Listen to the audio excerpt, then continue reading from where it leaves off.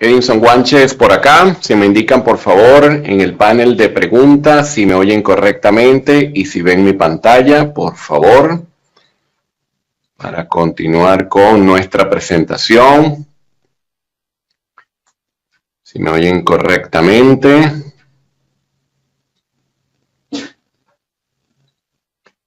Muy bien, perfecto, excelente. Bueno, señores, muchísimas gracias a todos por su asistencia, por su participación el día de hoy. Hoy tenemos un seminario bien interesante. Hemos llamado a este seminario Incorporación de requisitos sismo resistente en el diseño arquitectónico de edificaciones de hormigón armado, a pesar de que también voy a hacer mención a ciertos casos con estructuras de acero. Vamos a hablar un poco de el aspecto de diseño y constructivo. Este seminario tiene un enfoque muy de tipo llevar el aspecto estructural al diseño arquitectónico. ¿Qué significa esto? Bueno, que es una excelente herramienta para fijar criterios para el que está vinculado al mundo de la arquitectura, el que está en el área de gerencia de proyectos, el ingeniero estructural que de igual forma desea fijar otros conceptos relacionados con técnicas de mejoramiento, el cómo acoplar ambas especialidades, etcétera, y simplemente ver un poco lo que ocurre en el mundo estructural y que de alguna manera influye en lo que es la propuesta arquitectónica. ¿Qué es lo que hacemos acá? Bueno, yo simplemente deseo transmitir mediante este seminario y en el programa de formación que les presentaré al final de este webinar, quiero transmitir un poco lo que ha sido nuestra experiencia en la interacción entre el proyecto arquitectónico y el proyecto estructural. Este programa de formación está enfocado a presentar numerosos proyectos, una cantidad importante de proyectos de edificaciones, proyectos donde atendemos todo lo que es la parte constructiva, qué ocurre con los planos, qué ocurre con las memorias de cálculo, cuáles son los problemas en la concepción estructural que ha tenido que solucionar el arquitecto, cuáles son los problemas arquitectónicos que ha tenido que solucionar el ingeniero estructural, de manera que vamos a presentar una gran cantidad de casos. El día de hoy incluso les voy a mostrar algunas imágenes de algunos de esos proyectos, de algunas de estas experiencias, para que también de igual forma puedan comentar y puedan interactuar conmigo a través del chat y vamos conversando en relación a estas cosas que estaremos revisando. Por sí, bueno, ya de entrada vemos acá dos imágenes de proyectos bien interesantes con lo que en su momento logramos conseguir soluciones estructurales bien importantes, y ya de antemano les comento que realmente esto para mí es una gran satisfacción, el poder tener un equipo de proyecto donde esté muy bien integrado el trabajo del arquitecto con el resto de las especialidades. Para mí es algo importantísimo. Los que han tenido la oportunidad de asistir a estos seminarios sabrán que he estado mucho en el área de la integración del ingeniero geotécnico con el ingeniero estructural, y hemos abierto esta nueva brecha que tiene que ver con la integración entre la arquitectura y la estructura. Y son áreas que realmente deben trabajar en conjunto, deben trabajar como equipo, y es parte de lo que vamos a revisar el día de hoy desde el punto de vista técnico, sin irnos a las ecuaciones, sin irnos a la parte pesada del cálculo numérico, porque lo que queremos ver es criterios, soluciones, cuál es el problema que existe, qué es lo que se hace, y también escuchar un poco la experiencia de todos ustedes, de todos los participantes. Agradezco a todos los que nos saludan por acá. Tenemos una audiencia bien nutrida el día de hoy. Y bueno, vamos a comenzar. Como les decía, mi nombre es Edinson Guanches, me desempeño como gerente de proyectos de construcción.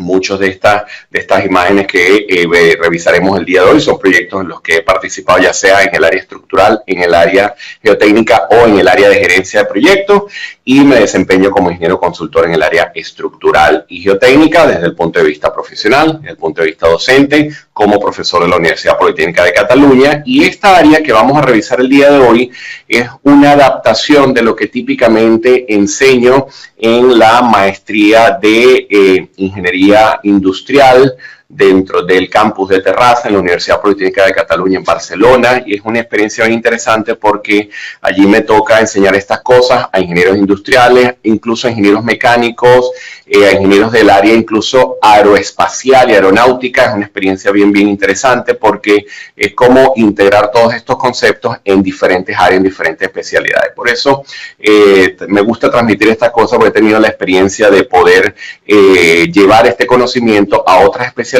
y de forma exitosa tener una gran satisfacción de poder lograr los objetivos planteados. ¿Está bien? Muy bien, vamos entonces a continuar. Y bueno, lo primero que preguntamos es esto, ¿no? ¿Será que esto es un sueño hecho realidad? El que podamos pensar en estas imágenes que vemos acá, en un proyecto de este tipo. A mano izquierda tenemos una estructura importantísima de la Expo en Lisboa. ¿Okay? Es increíble lo que sería el forjado, la losa de hormigón, como fue concebida para este proyecto. Fíjense esta imagen de esta estructura en Japón. Vamos a ver otras acá, una estructura típica de los proyectos de Santiago Calatrava. Los que conocen a Calatrava sabrán que es muy su estilo. Prácticamente cuando vemos estas curvas y estos diseños súper ambiciosos, inmediatamente nos llega a la mente Santiago Calatrava. Por acá vemos Río de Janeiro también, otra estructura impresionante, sobre todo analizar el sistema de apoyo que se está generando acá y bueno, además con una construcción de muros increíble y hermosa. Y bueno, ya en función de eso vemos la pregunta, dice, mira, yo estoy en el mundo de la arquitectura, estoy gerenciando un proyecto, estoy a cargo de concebir una idea y resulta que el INE estructural me dice no se puede. Y entonces yo veo acá y me consigo este hotel en Barcelona y consigo la Sagrada Familia y consigo la Escuela de Arte y Diseño en Toronto, en Canadá, y necesito entender qué es lo que está ocurriendo, por qué me dicen no se puede, qué es lo que está pasando. ¿Okay?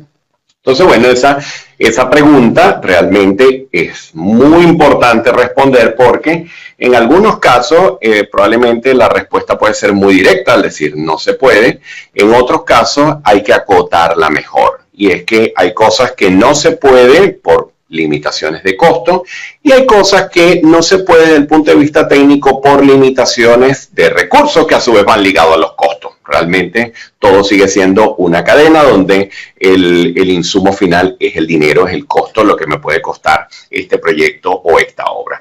Pero realmente son proyectos que se han concebido en muchas partes del mundo y a partir de ahí siempre surge la pregunta, mira, yo quiero hacer algo parecido en mi región, en mi país, yo me quiero traer este diseño, esta filosofía, este enfoque, pero no sé qué pasa, porque cuando me lo llevo a mi región tengo un montón de limitaciones.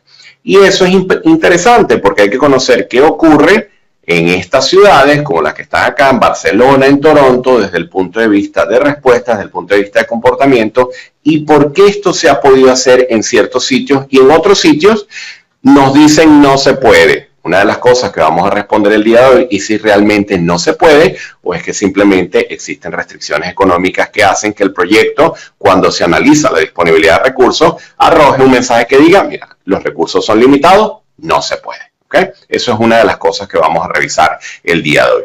Para ello, vamos a entender entonces, bueno, ¿por qué tanto problema? ¿Por qué tanta situación con eso? Y lo primero que vamos a revisar es algunos videos que probablemente ya algunos de ustedes habrán visto. Esto es del terremoto de México del año 2017, un terremoto que todavía está en proceso de estudio, de investigación, en vista de los daños que ocurrieron en este evento. Observen acá esta imagen. Los que no han visto estos videos son realmente impresionantes lo que se observa acá. Pues son videos cortos. Vamos a esperar acá y vamos a prestar atención a este edificio que tenemos acá. A ver qué ocurre aquí. Okay.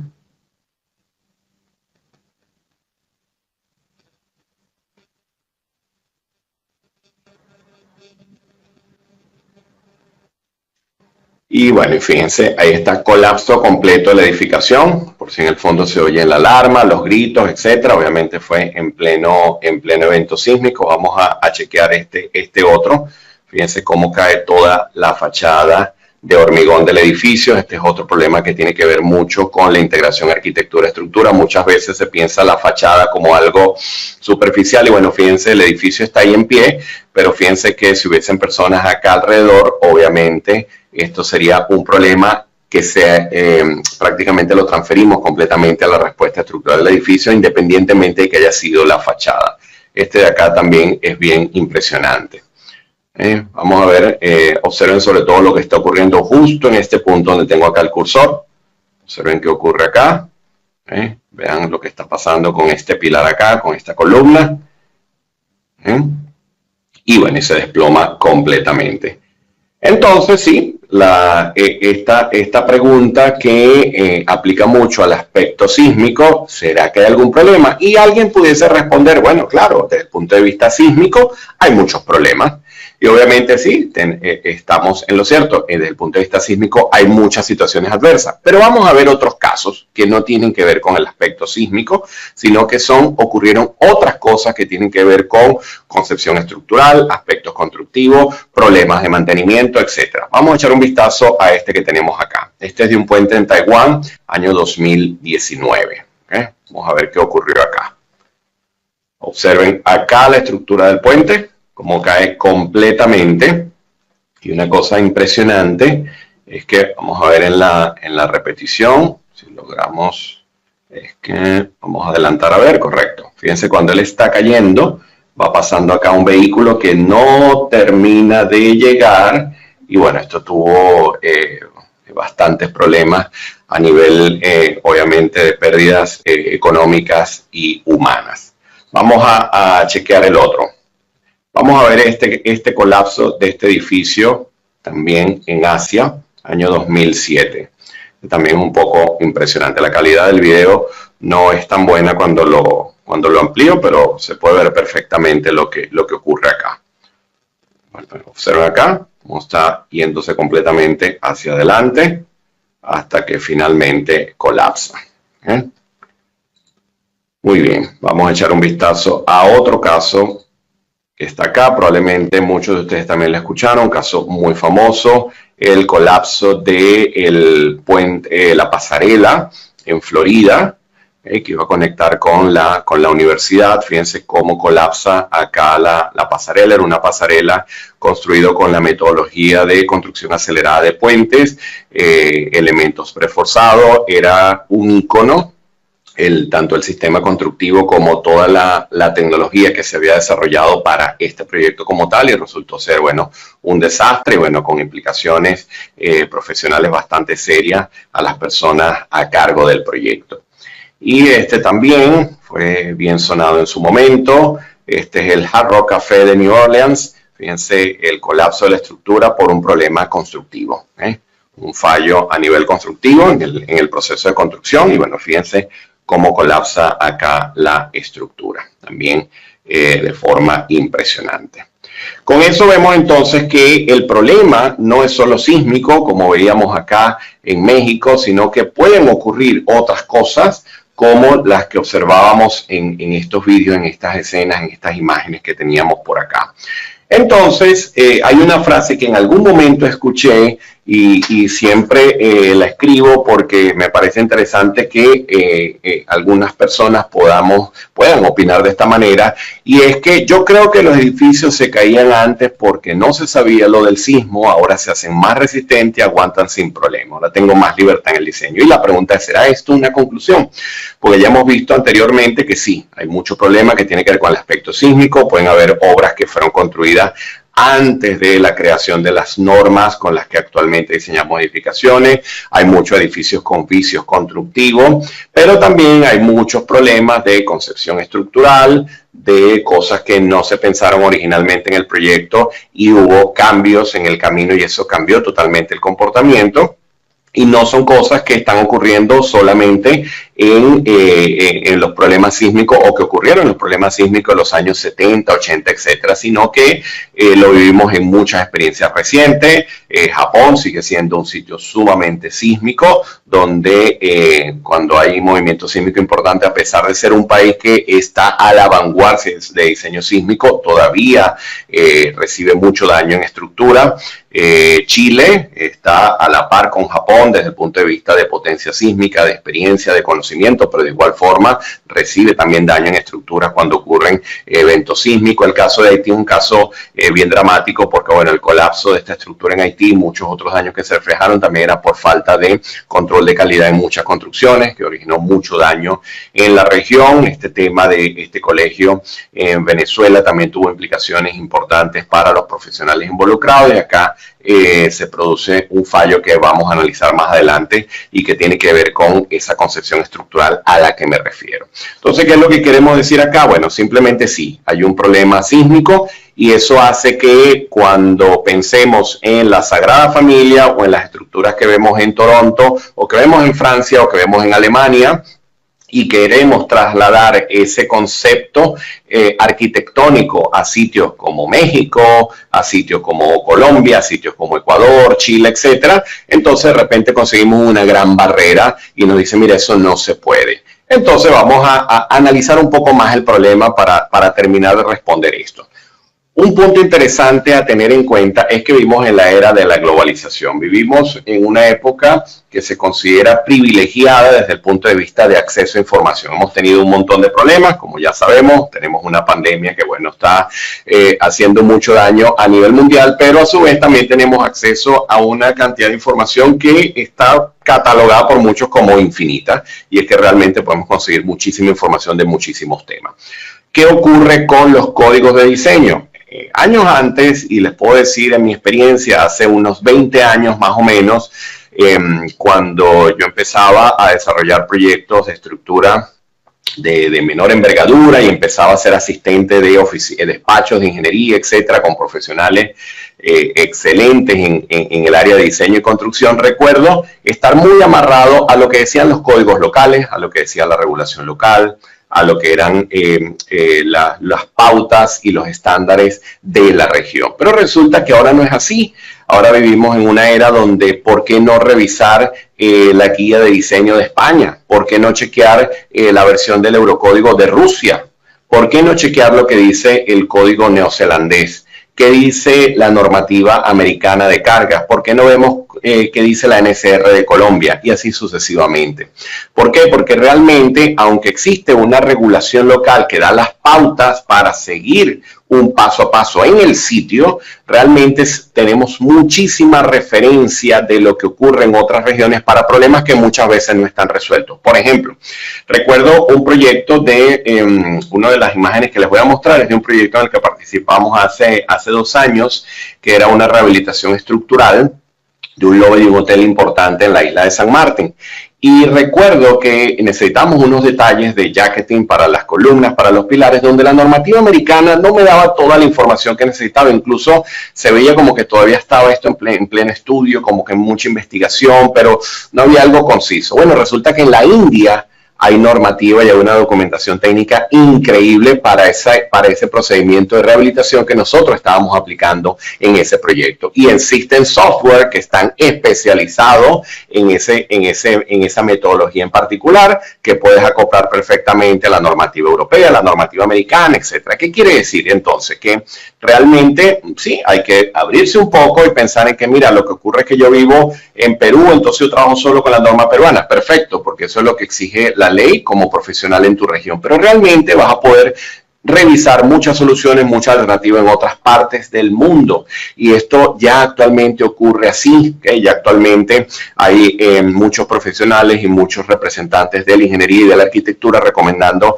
leer información de muchas otras regiones, además que bueno, mucha de esta información, independientemente del lenguaje que se utilice en el sitio, ya la podemos conseguir en su mayoría en idioma inglés y prácticamente tendremos acceso a gran cantidad de información. Entonces, esto es parte de lo que yo recomiendo también desde el punto de vista de concepción del proyecto, porque así como nos gusta tomar ideas y conceptos de otras regiones, también ver qué ocurrió en ese sitio y documentarnos con experiencia de otras regiones, porque esto nos dará mucho más potencia para resolver nuestros problemas. Ahora bien, seguimos en la búsqueda de la respuesta a la pregunta del ingeniero, a la pregunta del arquitecto, la que le hace al ingeniero estructural, y el ingeniero estructural le dijo no se puede. Bueno, para ello tenemos que hablar de algo que se conoce como irregularidad estructural. Y esto siempre suena fuerte para alguien que no es ingeniero estructural. Un ingeniero estructural, tú le dices irregularidad estructural y estás hablando el mismo lenguaje, no se discute nada y el tema continúa, la conversación sigue. Pero cuando hablas con cualquier otro profesional de la ingeniería, el que sea, y créanme que lo vivo muchas veces porque me toca trabajar con muchos profesionales de la ingeniería de diferentes áreas, es interesantísimo cuando tú dices irregularidad estructural, le dices, ¿a qué te refieres? ¿Qué es irregularidad estructural? Entonces, bueno, sí, desde el punto de vista de diseño estructural, cuando existe la acción sísmica, hay códigos, y en este caso tengo las imágenes de que les mencionaba por acá, de la AC7-2016, normativa norteamericana de los Estados Unidos, en donde ellos definen la irregularidad horizontal y la irregularidad vertical. Fíjense que, leyendo acá rápidamente, las estructuras que tengan uno o más de los tipos de irregularidades que se listan en la tabla 1231 serán categorizadas como que poseen una irregularidad estructural de tipo horizontal.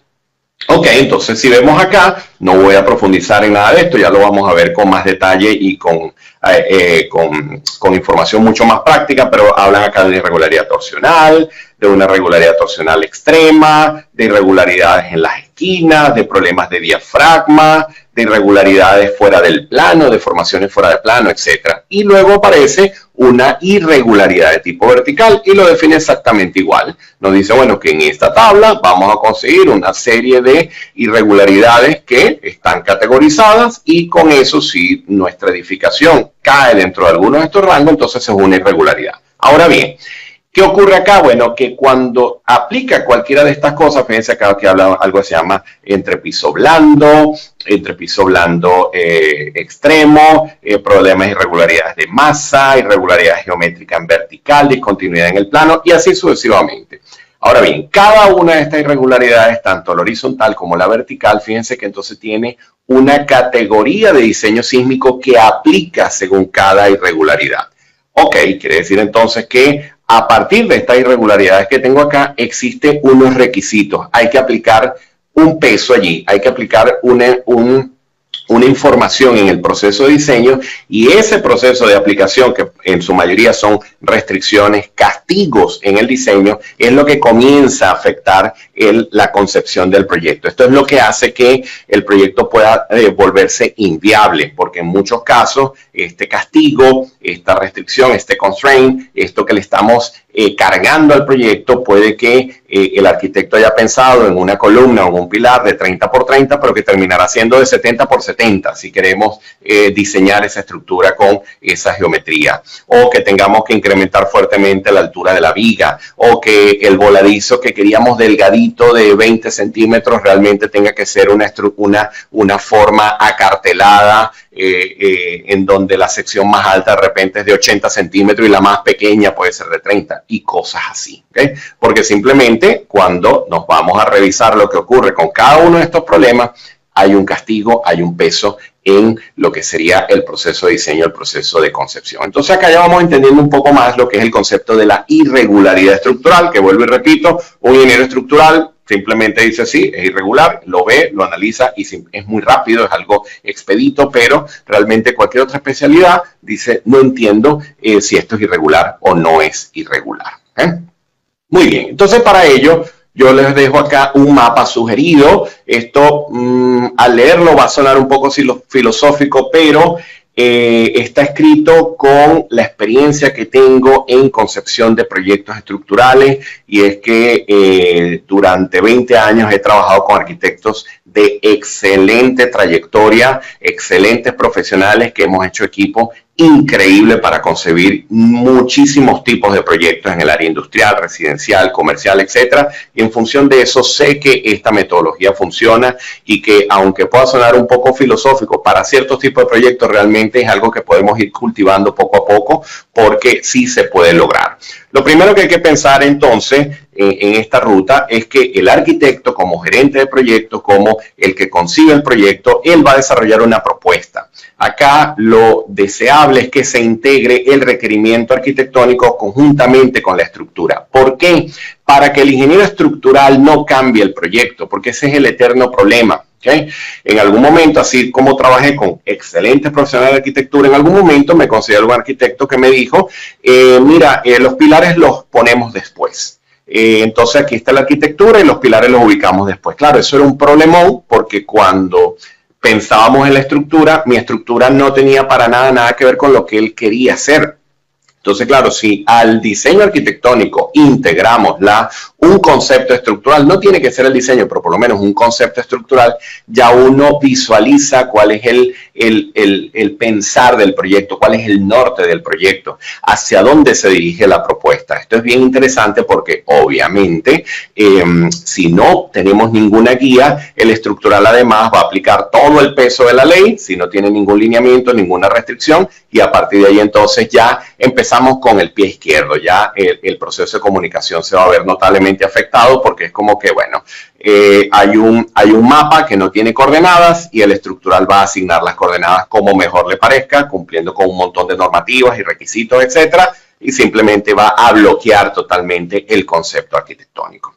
Luego, cuando desarrollamos la propuesta arquitectónica, vamos, ya teniendo en cuenta el planteamiento estructural, allí el ingeniero estructural puede desarrollar una planificación que no afectará en gran medida, y digo en gran medida, la propuesta original, digo en gran medida porque probablemente haya aumentos de algunas dimensiones, hay algunos ajustes de forma, de repente una viga que se pensó 30 puede ser de 35, etcétera. Pero realmente, si ya está en la propuesta lo que sería el concepto estructural, el ajuste que haga el ingeniero estructural del proyecto debe ser el mínimo, sobre todo si está concebido con criterio y siguiendo muchas de las pautas que estaremos revisando a lo largo de este seminario. Allí realmente yo me pongo, si hay un planteamiento estructural serio, completo en la propuesta arquitectónica, ahí yo siempre estoy del lado del arquitecto y es, mira, hay que buscar una solución porque esto está bien pensado, ¿okay? Esto está muy bien pensado y simplemente hay que buscar una solución estructural para esa propuesta. El problema es cuando no hay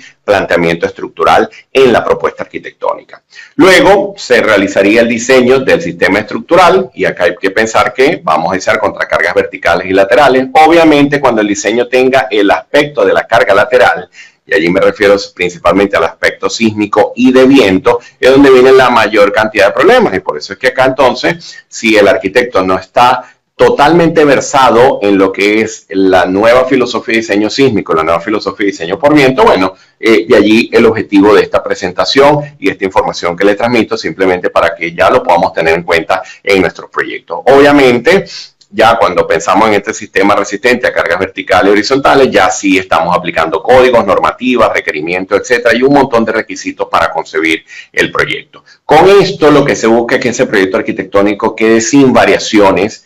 Vamos a garantizar obviamente seguridad estructural, pero lo más importante, vamos a aprovechar la arquitectura, esa idea original que tenía el proyecto, esa idea que obtuvo el arquitecto del propietario, esa petición que tuvo de parte del el inversionista, de la persona que está liderando el proyecto desde el punto de vista de requisito para cumplir con alguna necesidad de tipo comercial, de tipo social, de tipo técnico, etcétera, o todas integradas como un todo, porque al final el concepto arquitectónico abarca abastecer un montón de requerimientos en donde juega un papel importante el aspecto técnico, económico, político, etcétera. Entonces realmente cuando no modificamos el proyecto con grandes variaciones estructurales y se mantiene el concepto, estamos realmente aprovechando la arquitectura que originalmente fue planteada en el proyecto. Y cierro diciendo que realmente muchos errores de arquitectura e ingeniería que han ocasionado daños o colapsos, etcétera, se han originado debido a fallas de configuración, y esto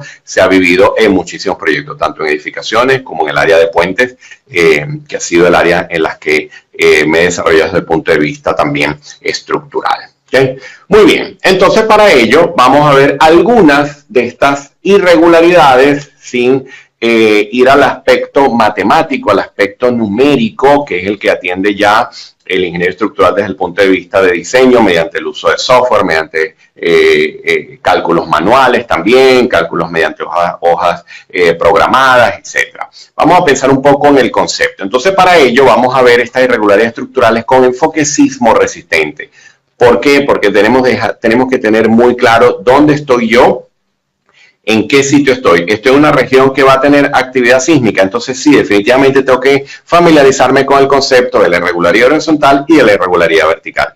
Si no es el caso y usted simplemente está en una zona donde la sismicidad no es importante, una sismicidad acotada, si se puede decir que todos los países tienen un código que regula el aspecto sísmico, pero sí se sabe de regiones que tienen sismicidades realmente muy bajas. Por ejemplo, yo que actualmente estoy en Barcelona, es un sitio donde las aceleraciones del terreno de sismo son realmente muy bajas. No existe una filosofía de diseño sísmico en la ciudad como tal, pero hay zonas de España hacia el sur que sí tienen aceleraciones más importantes donde el aspecto sísmico importa más. De igual forma Italia, si ustedes van a Roma, por ejemplo, que hay un montón de, eso es un museo andante, toda la ciudad, donde hay un montón de estructuras impresionantes de hace muchísimos años, obviamente ahí la actividad sísmica es casi inexistente, pero en el norte de Italia no ocurre lo mismo. En el norte de Italia hay mucha actividad sísmica importante y eso hace que esas estructuras entonces se diseñen con un criterio totalmente diferente. Entonces, teniendo en cuenta esos aspectos, visualizando esa información, bueno, ¿qué ocurriría, por ejemplo, cuando tenemos un problema de discontinuidad en el sistema resistente a cargas laterales? Y acá uno de los mecanismos de falla que se ha evidenciado en muchos terremotos y que tiene que ver con unas de las irregularidades que mencionaba la AC7 en la tabla que les mostraba hace un momento, es lo que tiene que ver con el entrepiso blando o débil.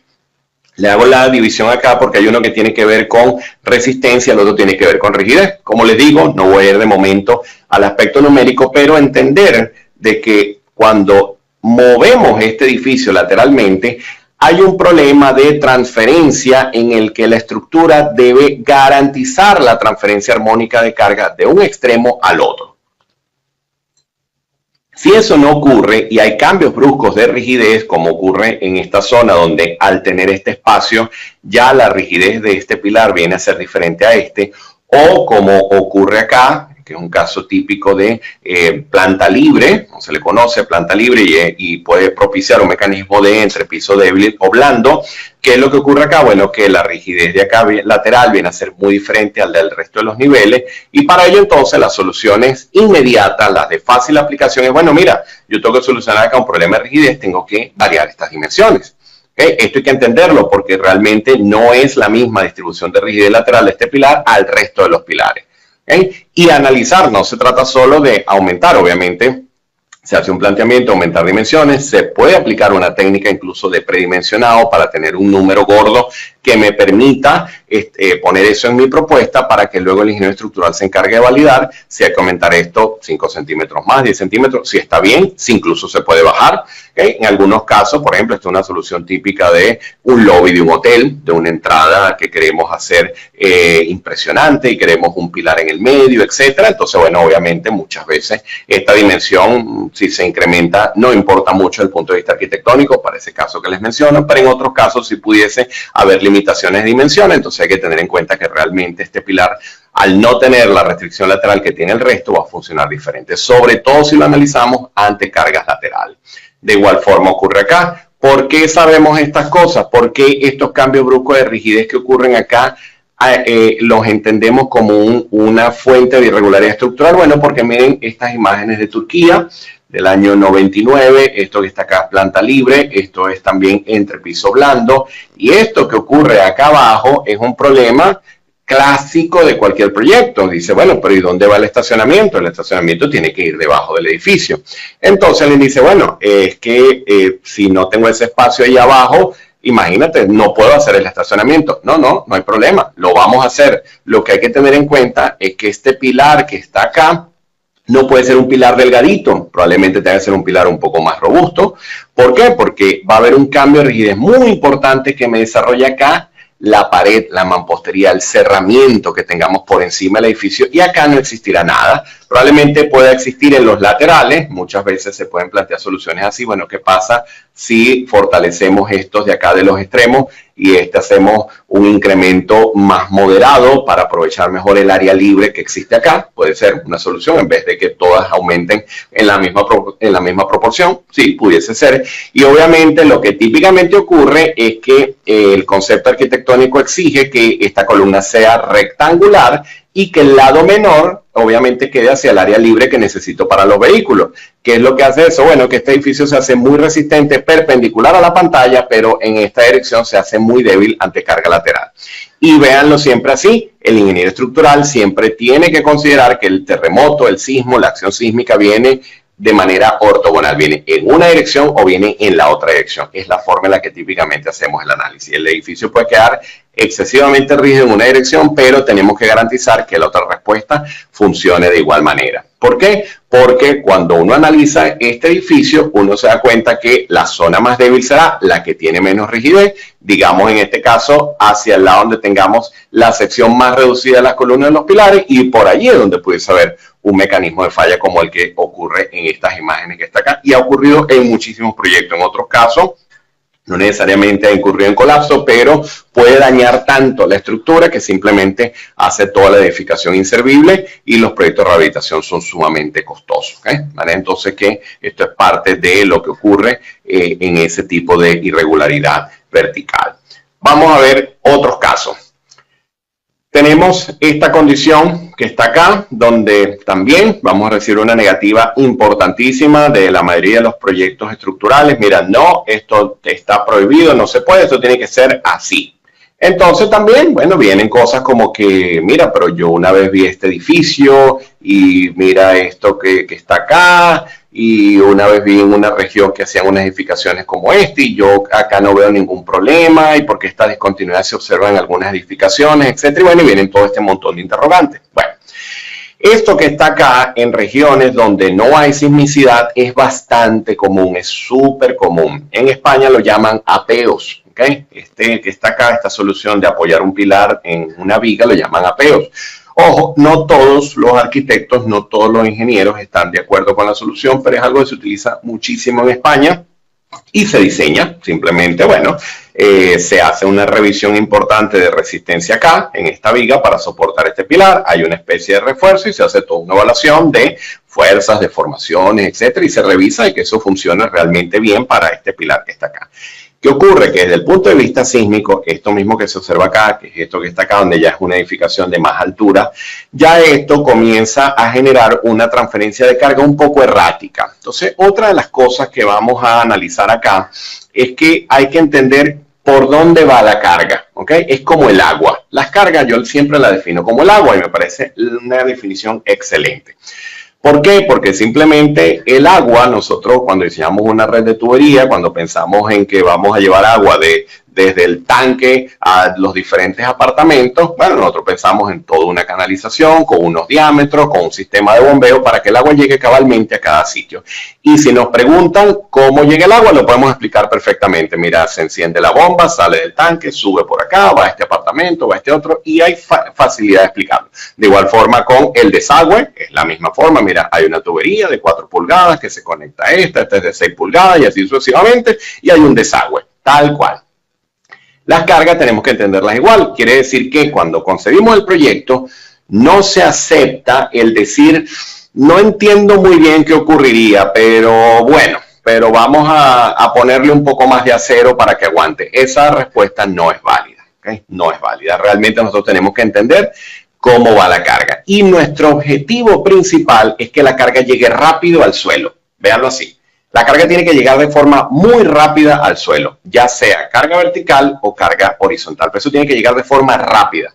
Cualquier punto que genere una concentración de tensiones es algo que tengo que analizar muy al detalle porque eso me castiga el diseño. ¿Qué quiere decir? Que de repente te lo puedo solucionar, pero el problema es que va a haber una implicación de diseño estructural acá y yo no sé si esto se ajusta al requisito arquitectónico. Entonces, bueno, sí. De repente, después de ir y venir muchas veces, resulta que la solución terminó siendo alinear el pilar. Pero es que hay veces que, yo entiendo perfectamente, hay veces que hay un uso arquitectónico acá muy diferente al que hay acá, que es un salón de fiesta, y es un problema ese pilar que vaya corrido hasta el final. Ojo, que si fuese el pilar del último piso, el del último piso, obviamente hay todo un montón de requisitos sísmicos, pero obviamente la magnitud de la masa que existe allí, de las cargas actuantes, y serán menores, y debe haber una forma de solucionarte un poco mejor. Pero ya cuando este pilar comienza a bajar más nivel y queremos hacer cosas como esta o como estas que están acá, se complica muchísimo. ¿Okay? Si además lo combinamos con el problema de la planta libre, del entrepiso débil, realmente conseguir la solución estructural va a implicar aumento de dimensiones, va a implicar incluso asignar más carga sísmica. Esa es otra cosa que les comento. La normativa y esto es algo internacional, cuando se consigue con un problema de irregularidad, lo que busca es aplicar más acción sísmica, entendiendo que la estructura debe tener una reserva de resistencia mayor porque comienza a ser irregular. Es como que te va quitando puntos, ¿ok? Es como que, mira, si esta estructura hacemos una tabla y decimos comienza a manifestar esta irregularidad acá, etcétera. Bueno, esa estructura va quitándole puntos, y ese quitar de puntos significa que entonces tengo que compensarlo con más fuerza, más fuerza, más fuerza, y eso hace entonces que el diseño se haga muy costoso y en algunos casos, desde el punto de vista técnico y económico, incluso inviable. ¿Está bien? Otros casos, aumento de masa con la elevación. Volvemos a la Escuela de Arte y Diseño de Toronto.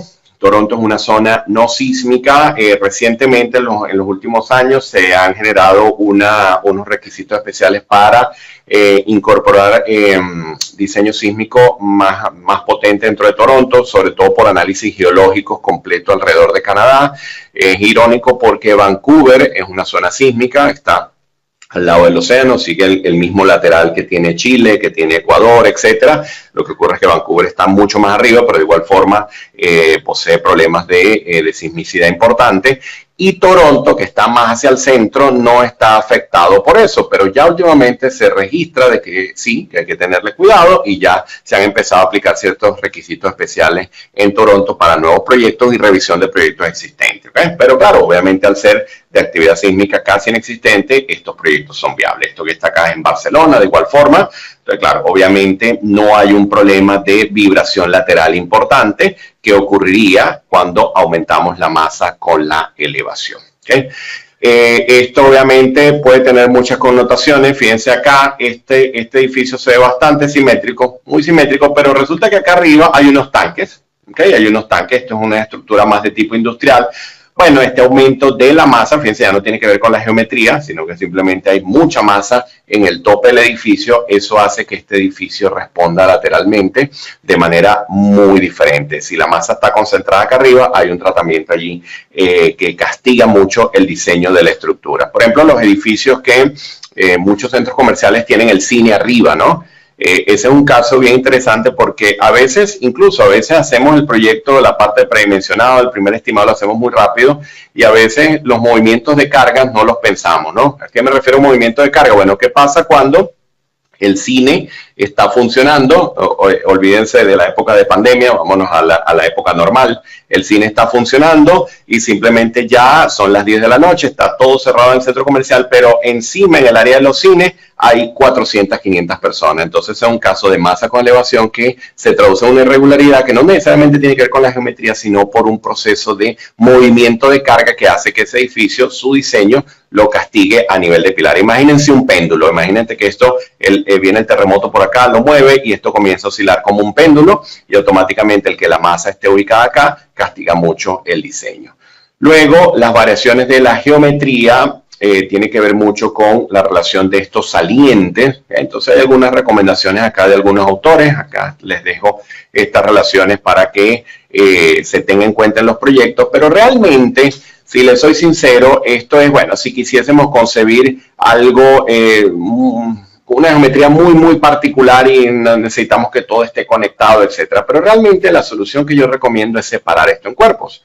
Y esta separación, en la mayoría de los casos, funciona, salvo la condición en la que tengamos que poner dos pilares. Por lo general, si le decimos a un arquitecto, como ingeniero estructural, le decimos que voy a dividir acá y voy a meter acá dos pilares, casi siempre habrá una negativa, porque es, mira, me vas a dañar totalmente el concepto, me vas a anular un montón de espacio acá, como que dos pilares. Entonces hay una solución que funciona muy bien, que es poner acá un soporte, una especie de, como le llamamos, cartela, un soporte deslizante, si fuese una estructura de acero. Ya les voy a mostrar uno, donde simplemente podemos tener la viga apoyada de ese apoyo allí, de ese apoyo deslizante, y automáticamente queda separada en cuerpo, y esto se mueve de manera independiente. Hay casos incluso donde la cimentación tiene mucho problema. ¿Por qué? Porque acá la carga es diferente a esta, y obviamente si esta carga es diferente a la del centro, y si la carga del centro es muy alta, en función de la cimentación puede ocurrir más asentamientos acá que acá, y entonces comienzan a aparecer grietas acá. Ese es el caso más normal, más convencional, porque hay casos, sí, hay un edificio en los Estados Unidos, si no me equivoco, en Texas, que tuvo serios problemas muy cercano a la costa, porque la solución original fue esta: no se separaron los cuerpos y el asentamiento del centro llegó a ser tan importante respecto a los laterales que el edificio literalmente hubo que demolerlo, hubo que tumbarlo, porque no se podía ya vivir con el comportamiento estructural. Entonces, el separar los cuerpos siempre funciona bien. Además, es una solución bien económica, porque podemos colocar un sistema de fundación mucho más económico acá que acá. No le dañamos la arquitectura acá a nadie, porque simplemente estamos conectándonos a un apoyo deslizante, una cartela, y no tenemos por qué incorporar otro pilar, a menos que fuese estrictamente necesario en función de las dimensiones de este cuerpo. Hay veces, bueno, que este cuerpo tiene 4 niveles porque hay estacionamiento, etcétera. Bueno, en ese caso probablemente sí habrá como plantear una doble columna y buscar la manera de que esa columna no afecte lo que sería el área de tránsito y todo esto. Acá la esbeltez excesiva, bueno, obviamente este caso aplica para las edificaciones de gran altura. Hablamos de esbeltez importante cuando tenemos una relación altura-ancho mayor a 4. ¿Y qué significa eso? ¿Que no se puede hacer? No, claro que sí. Se está construyendo un edificio de 1 kilómetro de altura en Arabia. Probablemente algunos de ustedes lo habrán escuchado. Y realmente toda la solución del proyecto es mediante muros estructurales. Y bueno, obviamente va a ser, cuando esté completada, la estructura más esbelta del mundo. Simplemente lo que ocurre es que hay más potencia en el diseño. No podemos pensar en columnas, en pilares, tengo que pensar en muros. Esa es otra cosa. Hay recomendaciones según las alturas, parte también de lo que veremos en este programa de formación. Y es que, bueno, ¿qué ocurre si yo voy a hacer un edificio de 10 niveles, de 20 niveles? ¿Me sigue funcionando los pórticos? Sí, cómo no. Y si quiero llegar a 30 niveles, bueno, te puedo mostrar unas experiencias que tuvimos con sistemas aporticados, edificaciones de 30 niveles, donde el arquitecto no le gustaban mucho las soluciones, pero cuando planteamos los muros, lo que ocurría era que si tú entras después en el proceso de planteamiento y el profesional de la arquitectura pensó solo en pilares y no pensó en muros, claro, meter unos muros allí después es complicadísimo.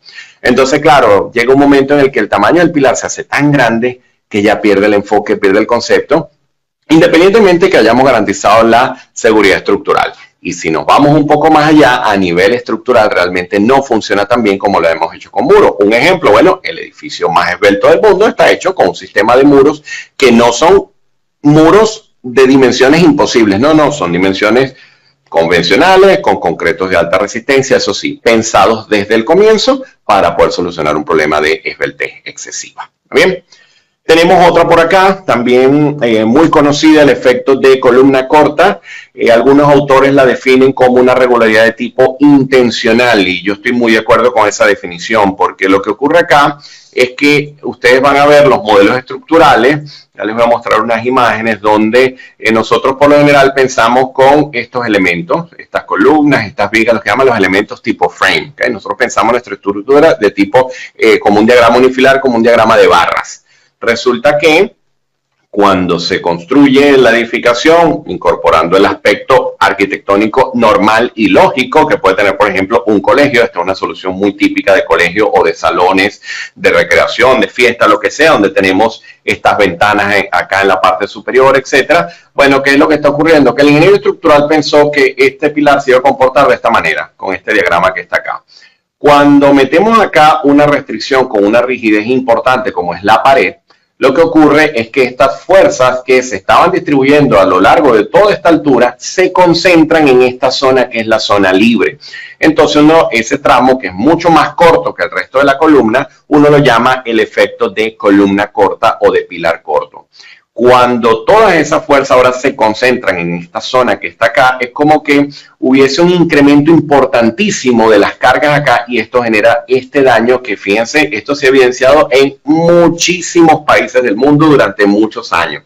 Y es un problema que hasta hace poco se sigue viendo en edificaciones, porque es que este tipo de soluciones era bastante clásica. Ojo, todavía en la actualidad en muchos proyectos se piensan en cosas como esta y a veces se olvida lo del problema de la columna corta. Y es lógico, porque realmente es como que cuando lo estamos concibiendo nos cuesta pensar que esto puede ocurrir. Realmente ocurre, realmente es impresionante. Soluciones que se ha planteado para estas cosas, mira, hay muchas. Una es, bueno, separar la pared del pilar, ¿okay? Se hace una especie de junta, se hace un sello, etcétera, y se separa. En otros casos, la pared va por fuera. La pared va por fuera y simplemente tiene un sistema de sujeción también para que no se caiga la pared a la hora de un evento sísmico y también ocasione daño como el de la fachada que vimos, pero se puede solucionar. Hay otra donde la pared es un material más débil y simplemente cuando viene la acción sísmica, en vez de concentrarse la fuerza acá en el pilar, se rompe la pared y es algo que se puede reparar fácilmente, pero además garantiza la estabilidad estructural. ¿Okay? Hay muchas soluciones, pero ha sido todo un problema.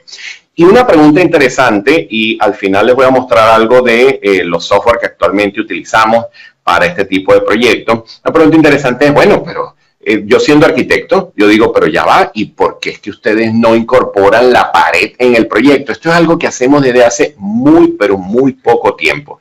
Y les digo, no en todos los proyectos. ¿Okay? ¿Por qué? Porque ha costado un montón de años entender cómo se comporta desde el punto de vista de material la pared. La pared es un material muy difícil de categorizar, es muy difícil de clasificar en un comportamiento de tensión, de fuerzas, de deformaciones. Es súper complicado porque además depende de una cantidad de materiales constructivos que tienen un control de calidad que muchas veces pasa debajo de la mesa, la calidad del bloque que se utiliza, del ladrillo, la calidad del mortero de cemento que se utiliza, la forma en la que se construye también viene a ser muy precaria. Entonces es algo que desde hace pocos años tiene estudio en muchos laboratorios a nivel mundial, en muchas universidades han hecho ensayos para poder clasificar mejor este material y ahora en los software sí podemos incorporar el efecto de la pared en las edificaciones. Pero créanme que no lo hacen todos los ingenieros, ojo, y me incluyo, yo no soy de los que voy a montar cada proyecto y voy a modelar toda la pared en el edificio, no es algo que hago tradicionalmente. Realmente lo que buscamos es pensar en estos problemas que ya conocemos y buscar soluciones para evitar que se produzca el fenómeno, más que tener un modelo con todas las paredes de la arquitectura. Es interesante porque son temas de discusión actualmente, sobre todo las nuevas generaciones que entran al mundo de diseño, me preguntan, me dicen, pero bueno, tengo que modelar toda la estructura con las paredes, las puertas, las ventanas y todo, ¿no? Y bueno, hay veces que me río porque le digo, no, mira, vamos a diseñar la estructura, porque claro, actualmente los software tienen mucha potencia para concebir modelos muy potentes, pero hay que entender la estructura primero y luego podemos ir incorporando otras cosas para analizar el comportamiento mucho mejor y evidenciar otras cosas, etcétera. Pero además hay otro aspecto importante, sí, estamos en la era del software, en la era de la tecnología, todo eso está excelente, pero ya va, el proyecto hay que entregarlo rápido, ¿okay? ¿Cuántos de ustedes les dan 6 meses para entregar un proyecto? Estoy seguro que ninguno les dan 6 meses para entregar un proyecto. ¿Okay? Yo no sé quién fue que le dijo al cliente que el proyecto tenía que estar listo en 15 días, un mes, no importa el tamaño, la altura, la cantidad de niveles, el número de sótanos, no importa, el proyecto debería estar listo en un mes. Eso yo no sé dónde se lo aprendieron, pero el cliente sea de cualquier área, comercial, residencial, industrial, ese proyecto debería estar listo en un mes. Y si logras mantenerte firme allí, tal vez mes y medio. ¿Okay? Entonces, realmente, sí, uno puede analizar muchos comportamientos con mucho software, muchas herramientas, pero el tiempo corre, a menos que sea para fines de investigación, pero ya eso se escapa del alcance de lo que estamos conversando acá. ¿Está bien? Este otro problema tiene que ver con gran excentricidad y riesgo torsional elevado. Este es una de tipo horizontal. Fíjense que dejé acotado acá vertical, este es horizontal, no se me confundan. Fíjense, por ejemplo, esta estructura que está acá, este es un auditorium. Fíjense donde está el pilar y observen el voladizo, ¿no? Es impresionante, es impresionante. Este es un edificio bien famoso también en Barcelona. Fíjense, muchas imágenes de Barcelona también porque vivo acá, pero es que hay mucha arquitectura potente acá, obviamente, porque no hay restricción desde el punto de vista sísmico y logras ver cosas bien, bien impresionantes. Pero ¿qué es lo que vamos a entender acá? Bueno, que si yo tengo una masa o una carga que está desplazado del centro de masas de mi planta, de la planta de mi edificio, allí cuando yo empuje lateralmente, eso no va a trasladarse, sino que va como a rotar, va como a producir una torsión. Si ustedes están de pie, están apoyados sobre los dos pies de forma recta y alguien los empuja, ustedes caen hacia atrás. Si lo empujan desde el lado de atrás, caen hacia adelante y listo. Pero si ustedes están apoyado sobre el pie izquierdo, por ejemplo, con mucha fuerza y lo intentan empujar, ustedes se mantienen sobre el pie izquierdo, pero ustedes buscan como rotar, ustedes buscan dar como una especie de giro. Eso mismo le ocurre al edificio. Si el empujón que le dan es muy fuerte, bueno, de igual forma pueden caerse. Si la acción horizontal que llega al edificio que tiene ese problema es muy fuerte, entonces ese problema de torsión puede ocasionar daños importantes en la estructura. Y es una de las irregularidades que de igual forma la normativa castiga con mucha fuerza. Este edificio, por ejemplo, fue un proyecto de hace como unos 15 años aproximadamente. Vean la arquitectura, bien interesante, muy potente. Y lo que me ocurrió en el modelado de este proyecto es que cuando terminamos el análisis y todo esto, que obtuvimos el comportamiento esperado, pues esta estructura lo que hacía era rotar. Esto lo que hacía era rotar y rotar y rotar. Claro, obviamente es una estructura muy susceptible al fenómeno de torsión, a la curvatura. Y realmente nosotros no nos gustan las rotaciones, no nos gustan las torsiones. Yo siempre explico que los ingenieros mecánicos les va muy bien con la torsión, con el torque, con los giros, etcétera, porque están acostumbrados a trabajar con máquinas y cosas que se mueven. Nosotros no. Nosotros queremos que las cosas se desplacen, se trasladen, se muevan, pero no nos gustan que existan torsión, ni que existan giros ni rotaciones allí. Entonces, este proyecto fue un proyecto que en su momento nos dio bastante dolores de cabeza porque ocurría lo que les decía, el arquitecto él hizo una propuesta, nosotros no estuvimos involucrados y cuando llegó la propuesta, bueno, se quería poner que si un pilar acá y así sucesivamente, y este edificio tenía un montón de problemas de torsión. La solución era meter muros, no tenía que ser en todos los ejes, sino en algunos ejes específicos para poder dar la rigidez que se requería para poder contrarrestar este problema de torsión. Tal cual. Para ello, entonces, vamos a ver que en planta, ahora sí hablando de la irregularidad horizontal, vamos a ver entonces que existen configuraciones problemáticas con posibles soluciones. Digo posibles porque actualmente también hay mucho material nuevo, hay mucha técnica nueva y todo es revisable. En muchos proyectos que de repente salgan de lo convencional, siempre les recomiendo a la gente sentarse, googlear un rato, ver qué existe, qué ocurre. Yo era mucho de la cultura de ir a tomar fotos. ¿Okay? No sé si ustedes lo hacen también. Empezaba un proyecto nuevo y bueno, vamos a un centro comercial de 4 niveles con luces de 10 metros. Entonces yo trataba de buscar un centro comercial parecido para tomarle fotos, etcétera. Y con eso uno tener un poco de referencia para uno empezar a diseñar, ¿no? Entonces es bien importante para tener el estado del arte en el tipo de proyecto en el que te estás relacionando en el momento. Entonces, fíjense, configuraciones problemáticas, bueno, las cruces, las que tienen forma de H, en L, esto se usa en diferentes aplicaciones, en hospitales, por ejemplo, y esto ha traído problemas en muchísimos sitios porque resulta que es una solución arquitectónica excelente para centros educativos y centros de asistencia social. Y resulta que la norma sísmica castiga de manera súper importante a ese tipo de edificación. Entonces, ahí hay que pensar en soluciones, incluso de edificaciones existentes que están en pleno proceso de rehabilitación. Esa es otra cosa interesante. Muchas de estas cosas no es solo para hacer proyectos nuevos, sino para rehabilitar estructuras existentes. Esto también es bien importante, ¿no? Entonces, aquí vamos a ver que posibles soluciones, bueno, separar en cuerpo, esta es una que a mí siempre me parece importante tener en cuenta, siempre que, vuelvo y repito, que la arquitectura lo permita, pero yo siempre vendo la opción de las ménsulas o los apoyos deslizantes para poder garantizar que el comportamiento de estos cuerpos, de estos salientes, sea diferente al de los núcleos centrales.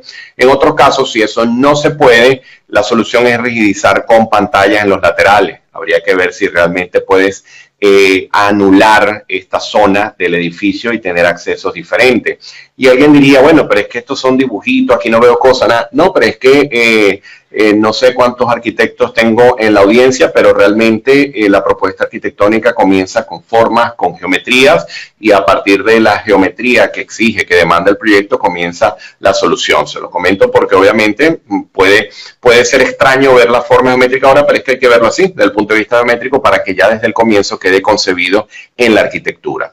Esta es una solución, también funciona muy bien porque esto resuelve el problema de la torsión esa que les contaba del edificio curvo. Este lo soluciona fuertemente, pero bueno, lo que hay que ver si realmente anular estos salientes fue una solución. ¿Qué va a ocurrir también? Que de repente, con la mejor intención del mundo, la propuesta arquitectónica nos dice, mira, listo, la solución es rigidizar acá, pero no lo rigidices. Error. Error, esa es peor, esa es gravísima.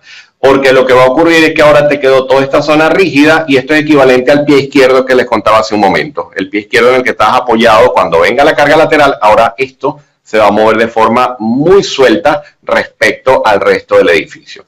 Una de las cosas interesantes en este programa de formación y en la experiencia que tengo enseñando esta área es aprender a visualizar las edificaciones no solo ante la carga vertical, sino la lateral. Entender que ante un efecto sísmico, ante una carga de viento, va a haber una respuesta lateral y ya no vemos el edificio como una estructura imponente que mide 50, 60, 70 metros, sino una edificación que alguna fuerza externa como esta los va a empujar lateralmente. Ya a partir de allí, bueno, incluso está el tema de rigidizar los núcleos también. Esto incluso también puede hacerse en las esquinas. Eso ayuda a controlar muy bien la torsión también. Y bueno, va a depender de la libertad de espacio que tengamos en el sitio. Fíjense, bueno, varias configuraciones, pero el objetivo es exactamente igual. Vamos a ver este caso. Tiene que ver con lo que explicábamos antes. Y este es un proyecto interesante porque esto tiene de longitud total, de extremo a extremo, tiene algo así como unos 120 metros de longitud.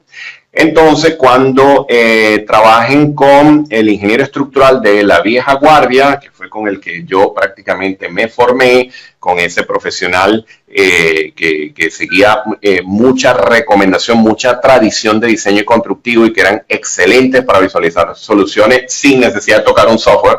Cuando ustedes hablen con esa persona, inmediatamente le va a decir que una estructura de 100 metros hay que dividirla en dos. Eso se lo va a decir de inmediato. Bueno, yo les digo que sí, es así, es muy probable que haya que dividirlo porque si nosotros tenemos una estructura muy larga, ¿qué hay que pensar? Bueno, seguimos pensando en el terremoto, recuérdense, en el enfoque sismo resistente. Si tenemos más incidencia de acción sísmica en este extremo que en esta estructura no se va a trasladar. ¿Qué es lo que va a hacer? Lo que ya hemos dicho, va a tener como una especie de pivoteo, va a tener como una especie de torsión. De igual forma se ocurre acá. O si la intensidad de este lado es más alta que esta, vamos a tener el mismo problema. Solución, si yo lo separo en cuerpos, entonces este cuerpo se mueve independiente. Esta es una excelente solución. Van a conseguir recomendaciones en la práctica. La vieja guardia trabaja mucho con los 50 metros. Para el caso, por ejemplo, de las estructuras de hormigón, entre 40 y 50 metros. Y para el caso de las estructuras de acero, entre 50 y 60 metros. Eran como unos números de referencia, como unos datos de calle con los que uno literalmente empezaba el proyecto. ¿Qué ocurre? Actualmente tenemos mucho software que nos permite modelar esto antes y ver realmente el problema. Si el ingeniero estructural maneja esta herramienta, que probablemente lo haga y ya utilice tecnología como la que tenemos actualmente y que les voy a mostrar al final de la presentación, realmente ese profesional tendrá la capacidad de modelar un edificio con toda la longitud y evidenciar realmente el problema de torsión. ¿Por qué se los digo? Bueno, porque en este caso era necesario dividirlo, a que había mucha irregularidad en esta edificación, era sumamente irregular. Adicionalmente, se tenían que conectar ambas alas, ambas áreas del edificio. Para ello teníamos que tener esta especie de puentes de acceso que están acá. Ya ahora les muestro unos detalles. Entonces, lo que ocurre es que en esa solución, claro, no había que perder tiempo en eso. Eso ya tenía un montón de problemas de torsión que ya de antemano había que plantearlos en el concepto original. Pero hay casos donde puede haber dudas. Supongamos el caso, yo les digo, bueno, típicamente se recomienda entre 40 y 60 metros. Alguien me dice, es que mi edificio es de 65. ¿Qué hago con 65? Entonces, la respuesta es, bueno, vamos a modelarlo completo con 65. Y vamos a evidenciar cómo estamos con la irregularidad, vamos a chequear qué dice la norma, vamos a ver la respuesta y de repente, mira, no hay que dividir nada, de repente no hay que hacer doble columna, de repente no hay que hacer ménsula y llegamos a una solución. Ah, pero ese edificio, a medida que ustedes lo hacen más largo, entiendan que su respuesta, su masa, su peso es mayor y él responde de manera más importante. Entonces eso hace que probablemente cambie un poco la dimensión del pilar, la dimensión de las vigas, el edificio se haga un poco más robusto. Eso es importante entenderlo, ¿ok? El que yo tenga el mismo edificio con los mismos pórticos acá, si yo hago una estructura mucho más larga, lo que va a ocurrir es que cuando él responde completo como un todo, eso va a castigar el diseño de la edificación. Cuando se divide por cuerpos, logramos que cada cuerpo se maneje de manera independiente, las masas se reducen y el diseño estructural también puede ser más económico, a pesar de que pueden aparecer dobles columnas, ménsulas y todo esto, ¿okay? Entonces, muchas veces con los software lo que hacemos es una comparación. Vamos a ver qué me da. Separándolo, vamos a ver qué me da el cuerpo completo. Ojo, cuando son estos valores que le digo dudosos, ¿no? Es de 70, es de 72, etcétera. Esta edificación tenía 120 metros de longitud, realmente aquí no había discusión, eso había que dividirlo. Y así se hizo. Se planteó acá una división, sí obligatoriamente debía tener la doble columna porque esta longitud estaba en el orden de los 10 metros, si no me equivoco, de longitud, una edificación con fines educativos. Y bueno, realmente, los pilares además son dimensiones importantes, 80 centímetros de dimensión tubulares, y bueno, todas las luces son, esto es aproximadamente 14 metros, si más no recuerdo. Bueno, eran perfiles muy, muy potentes. Y por acá, fíjense, hay uno de los tantos detalles, porque esto tenía varios puntos deslizantes, de las juntas deslizantes. Fíjense que era una especie de ensanchamiento del perfil en la unión con la columna, con el pilar. Fíjense acá el detalle de la estructura de acero, y realmente lo que se busca acá es que este perfil pudiese tener un deslizamiento, no solo ante acción sísmica, porque hemos hablado mucho de la parte sísmica, es que también todas estas estructuras se deforman por lo que llaman los efectos reológicos, todo lo que es el fenómeno de retracción y contracción que existe tanto en el hormigón, en su proceso de curado, como a lo largo de su vida por los cambios de temperatura, como de igual forma en otros materiales como el acero, la madera, etcétera, que de igual forma sufren efectos reológicos por cambios de temperatura. Entonces eso hace que la estructura esté constantemente alargándose, estirándose, etcétera. Los que viven en zonas donde tienen mucho calor de día, frío de noche, etcétera, lo viven en las puertas, cuando a veces la puerta les cuesta cerrar, y ciertas cosas que se van agrietando en las esquinas de las ventanas, etcétera. Bueno, todo eso es fenómenos reológicos. Y cuando la estructura tiene dimensiones tan importantes como esta, entonces hay que dejar que la estructura se desplace, porque si se lo impedimos, lo que aparece es una grieta. Entonces, esa es una forma de yo impedir que se generen esos mecanismos de agrietamiento, y obviamente tiene una función desde el punto de vista de respuesta sísmica, desde el punto de vista sismo resistente. Otro tema interesante tiene que ver con los diafragmas. Este tema es súper importante porque muchas veces el profesional que concibe el proyecto dice: pero ¿cuál es el problema que tienes tú con el diafragma? Cuando se entiende con el ingeniero estructural, porque dice, es que yo quiero hacer esta grilla que está acá, este geogrid que tengo acá, o un material equivalente, o quiero trabajar con un material prefabricado, una losa preesforzada, o quiero simplemente apoyar las viguetas encima de la estructura. ¿Por qué tú dices que eso es flexible si yo lo veo que esto es bien fuerte, bien rígido, etcétera? Bueno, porque el concepto del diafragma se analiza para la respuesta ante cargas laterales. Resulta que cuando tenemos una estructura donde, ya vamos a llegar un poco a la definición, cuando tenemos una estructura donde este elemento, que podemos asimilarlo a un forjado, a una losa, es más rígido, ese elemento rígido permite que esa transferencia de carga se haga más uniforme. Observen cómo está acá. Recuérdense siempre, es entender cómo se transmite la carga, es no tener duda en la forma en la que la carga se va a transmitir. Entonces acá estamos seguros de que si esto tiene la rigidez suficiente, esa carga se transmite sin problema. Cuando esto se hace más delgado, más débil, como que más endeble, como más deformable, resulta que la transferencia de carga ya no es tan uniforme. Ya este elemento no permite que se transfiera la carga de manera armónica como ocurre acá, sino que hay como una concentración de tensión. Entonces, no se puede. No, sí se puede. Lo que ocurre es que hay un castigo. Y les informo, ¿a quiénes vamos a castigar? Vamos a castigar a los elementos de soporte. Entonces, cuando tenemos problemas de diafragma flexible y aplicamos la normativa, lo que va a ocurrir es que estos pilares, estas columnas, nos van a dar de dimensiones más importantes. ¿Okay? Entonces, eso es bien interesante, porque esto es un problema muy frecuente en la práctica. ¿Por qué? Porque el diafragma rígido prácticamente tiene una conexión hermética, por llamar de alguna forma. En la idea, sí, estamos hablando de hormigón, es una conexión monolítica entre lo que es el forjado, la losa, y la viga o la columna o el muro en el que se esté apoyando, y esto permite una adecuada transferencia de fuerzas y de tensiones.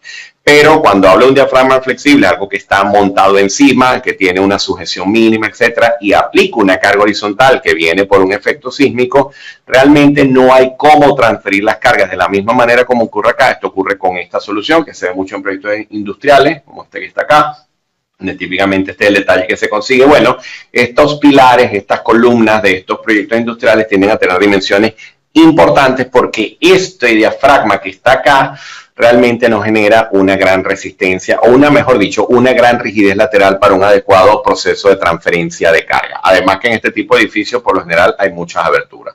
Y alguien pregunta, bueno, pero ¿y entonces un forjado nervado en una estructura como esta no es rígido? Sí, ese sí es rígido. Este se comporta rígido. Un forjado de 42 centímetros, independientemente de que tenga las aberturas acá y que tenga una loseta de 7 centímetros, realmente esto tiene la rigidez suficiente para transferir carga.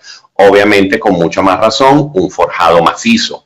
Este caso que tenemos acá, que en algunos sitios lo llaman los aceros, en otros le llaman steel deck, metal deck, como quieran. También hay mucho tema de marca allí.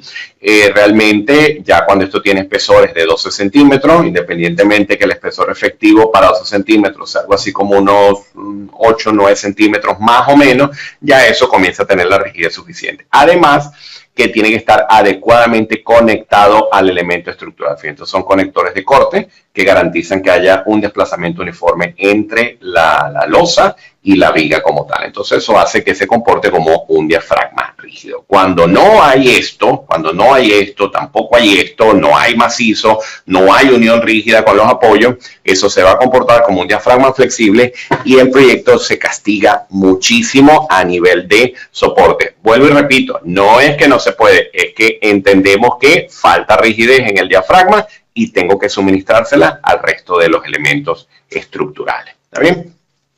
En esa misma línea de irregularidad horizontal vamos a tener lo correspondiente a las líneas resistentes. Esto también es una propuesta común, pensar en que, bueno, mira, yo necesito poner un pilar acá que no está alineado con el resto y bueno, cuando hacemos el planteamiento de vigas a veces salen cosas como esta.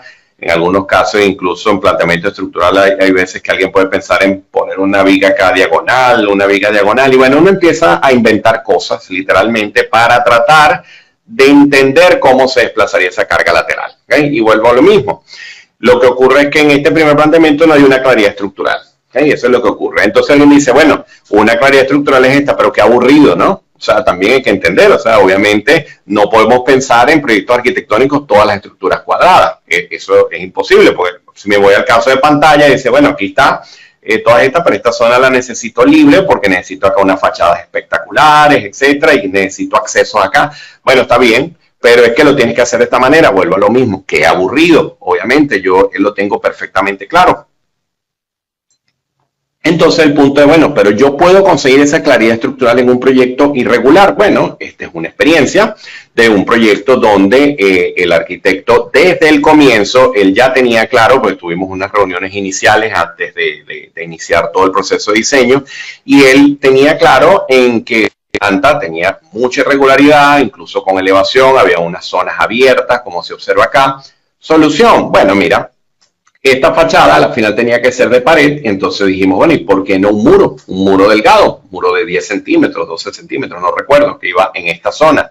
Perfecto, porque fíjense que él necesitaba poner estos pilares rotados acá, en esta dirección, y la rigidez que no me suministraba en esta dirección estos pilares, fíjense, la conseguimos a través de este muro y a través de estos muros. Fíjense que son bien erráticos. Entonces, claro, esto implicó un ensayo y error también varias veces. Ahí afortunadamente los software nos ayudan mucho, porque claro, lo que estamos buscando es que ese centro de rigidez que tiene que ver con la rigidez de los elementos no se me vaya tan lejos del centro de masa para que no tengamos el problema del pivoteo lateral que les mencionaba, y por lo tanto se busca una solución de combinar pantallas, ¿okay? Fachadas de pantallas con muros en ciertas posiciones estratégicas para que realmente esté equilibrada la rigidez en cada sitio y que el planteamiento estructural siga siendo intocable y que realmente eso quede espectacular como debe ser. ¿Okay? Lamentablemente no tengo una foto actualizada del proyecto, pero esto quedó muy, muy bonito. Perdí unas imágenes y tenía una imagen de esta estructura y de verdad quedó espectacular. Porque realmente, bueno, se incorporó desde el comienzo todo lo que es el planteamiento estructural en la propuesta arquitectónica. ¿Está bien? Bueno, en función de eso, ¿qué hace el ingeniero estructural? Bueno, si ya seguimos la ruta y vemos que el arquitecto incorporó estos conceptos estructurales en la primera fase, ya sea porque ya domina estos conceptos y lo logra hacer desde el comienzo, o ya sea porque en el primer boceto se reúne con el ingeniero estructural y logra llegar a fijar una propuesta, cualquiera que sea la vía, bueno, posteriormente, cuando el ingeniero estructural va a sentarse a trabajar, bueno, él utiliza un software, es lo que típicamente ocurre en la práctica, actualmente funciona de esa manera. Acá les menciono algunos de los software que se utilizan para diseño y detallado de estructuras en Latinoamérica y en España, ¿ok? No quiero ser excluyente, hay un montón de herramientas en el mercado, pero un montón, incluso después de la pandemia han proliferado cosas nuevas, incluso variantes de las mismas casas de software que les voy a mostrar ahora. Realmente hay muchas opciones en la práctica, ¿ok? Con esto no quiero decir que estos sean los mejores ni nada, no, esto simplemente sé por experiencia que son muy utilizados en Latinoamérica y en España, y se los menciono, sobre todo para el que está en el mundo de la arquitectura, bueno, visualice lo que más se utiliza en la práctica. Este que está acá es el software SIPE, desarrollado en Alicante, en España. Es una herramienta que ya tiene más de 20 años en el mercado, si no me equivoco puede estar en los 30 años casi. Allí sí no estoy tan seguro, pero sé que está alrededor de esto. Es un software que ha venido evolucionando increíblemente, permite todo el diseño estructural, pero una de las cosas que más le gusta al usuario de SIPE es que genera el plano de detalle. ¿Okay? Ese plano de detalle, no se confundan, no está listo para yo imprimir el plano de detalle y entregué. No, obviamente el plano de detalle requiere ajustes, hay que revisar todo, en algunos casos ajustar los layers de las barras, hay que hacer ciertos ajustes menores para que pueda estar listo. Pero adicionalmente nos entrega las cantidades de obra. Uno de los mayores problemas que en su momento yo tuve con muchos proyectos tenía que ver con las cantidades de obra. Irónico, porque en muchos casos de repente sí, nos equivocábamos en una cantidad de obra, pero por estar eso incluido en el alcance de la oferta del proyecto, el cliente se molestaba si una cantidad tenía un error, una coma desplazada en unos kilos de acero o un cero de más o un cero de menos. Bueno, esto es catastrófico desde el punto de vista de costo, ¿no? De estimación de costos por cantidades. Sobre todo cuando el que procesa la data posteriormente no tiene la experiencia para darse cuenta que puede haber un error allí. Eso también ocurre. También hay unos tips interesantes que les voy a dar en el programa de formación cuando terminamos los diseños. Bueno, ¿cuánto acero debería tener un edificio? ¿Cuánto acero debería tener una fundación?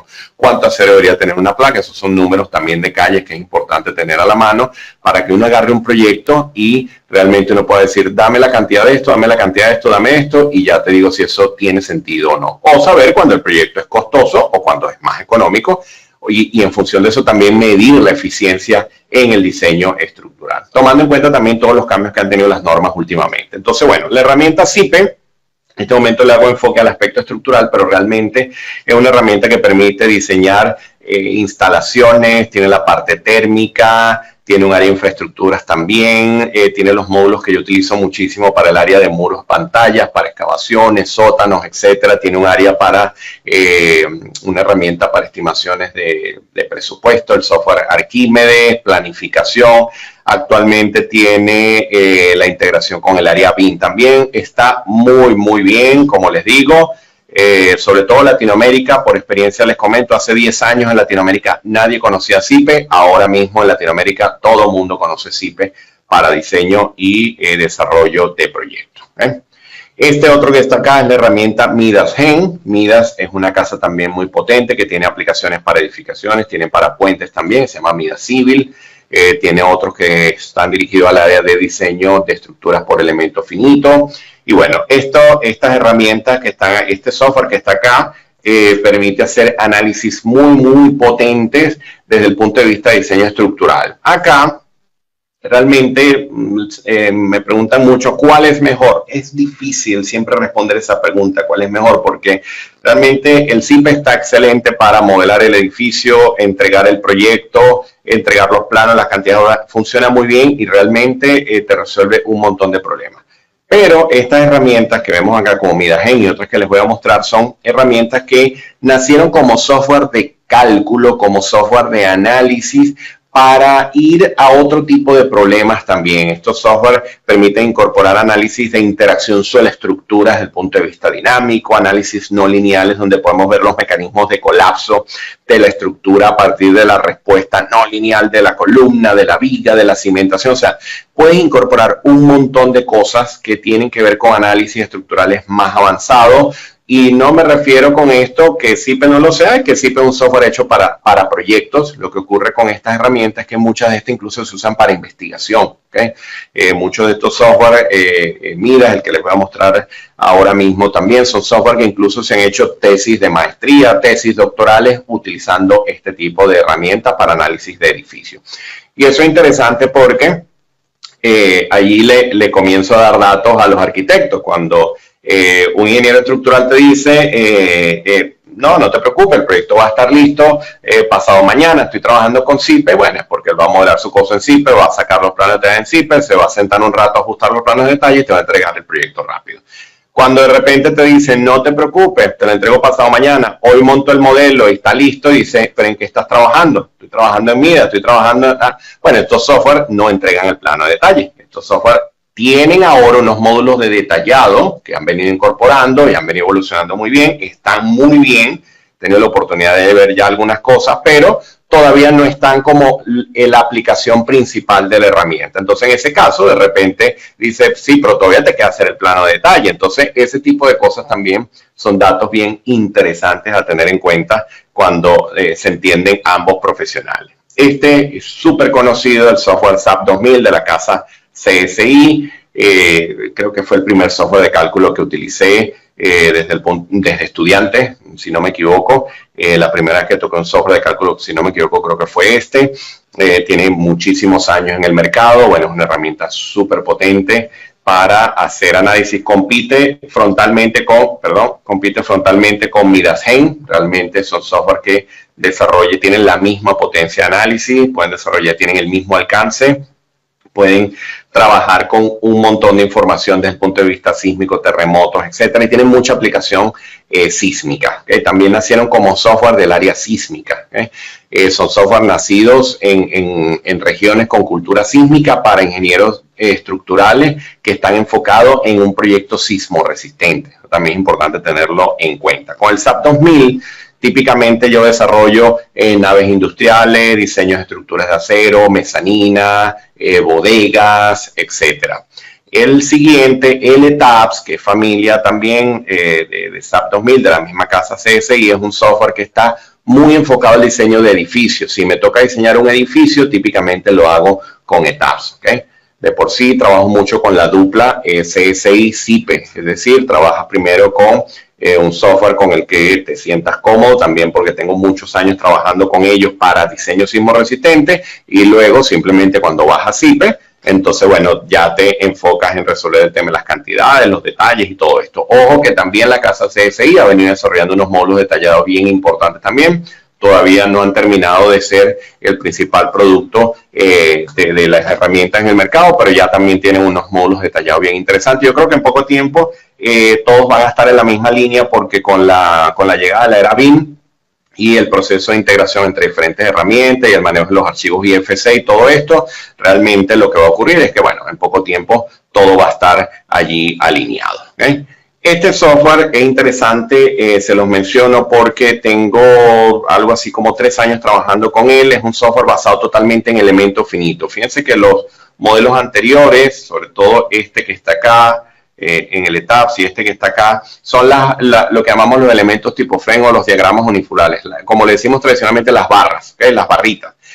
Cuando analizamos un edificio, una estructura con un software elemento finito, yo estoy segmentando cada componente estructural por trozos, ¿ok? De manera que tengo toda la respuesta completa del edificio por pedacitos, pedazo. Y tengo el comportamiento no global del elemento, sino que sé lo que ocurre acá abajo, acá un poco más arriba, y así sucesivamente hasta que llego hasta el final. Y esto lo puedo subdividir en cuantas divisiones yo quiera.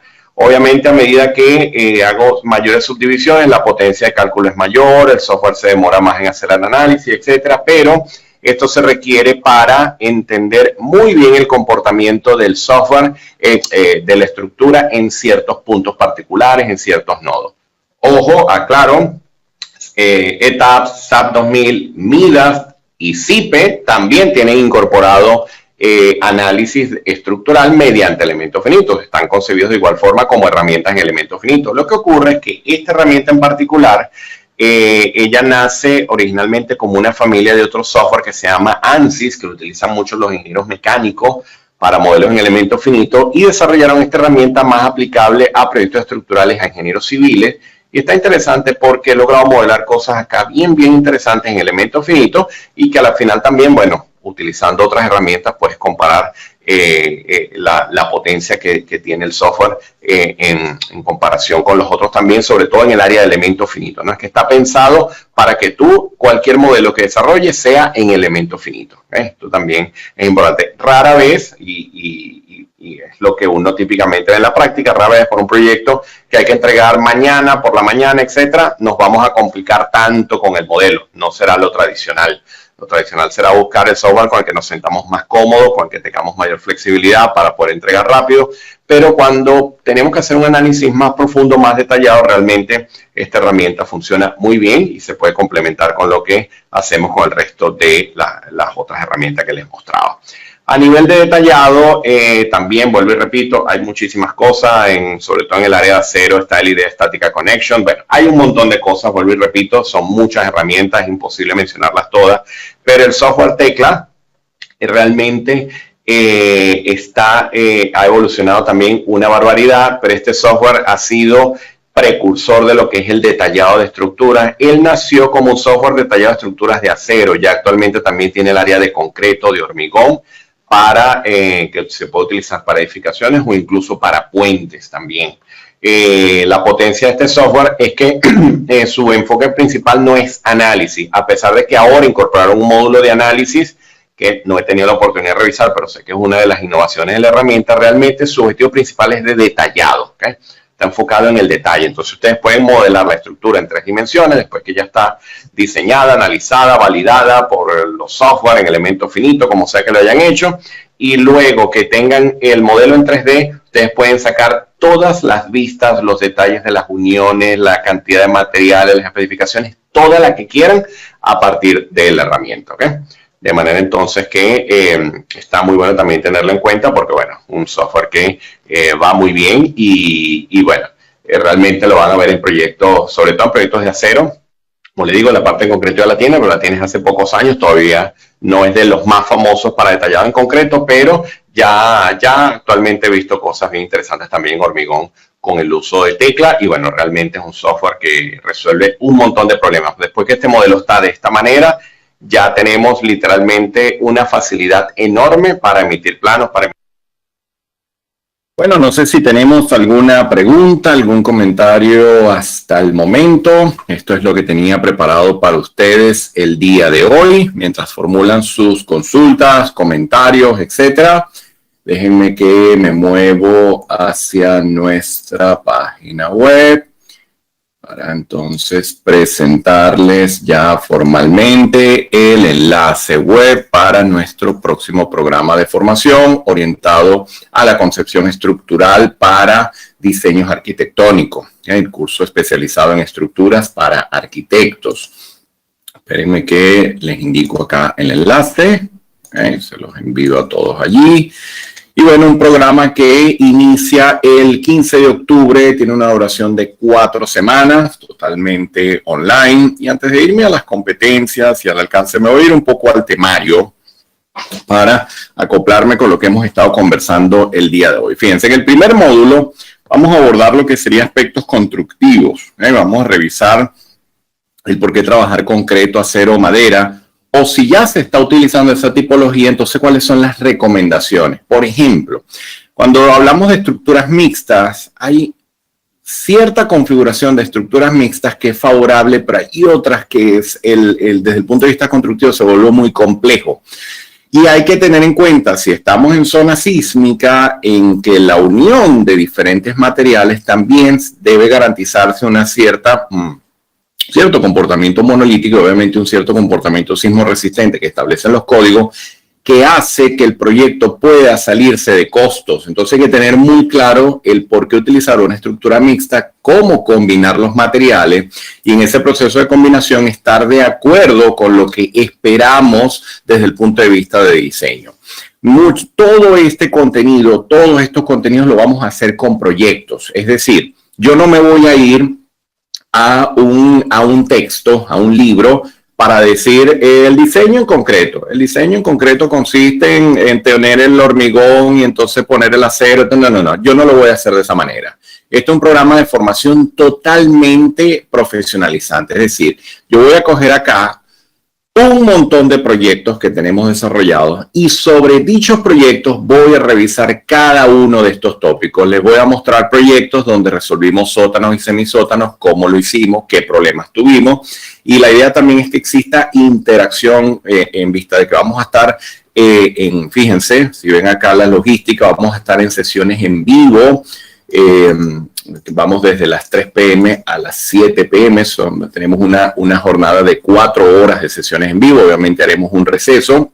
Entonces, ¿cuál es la idea? Que cada vez que se revise alguno de estos conceptos, avanzamos con la temática, yo les presento el proyecto, les hago la discusión de los conceptos de cada uno de estos tópicos y ustedes pueden traer a discusión también sus casos, sus experiencias para que entre todos podamos resolver esta temática.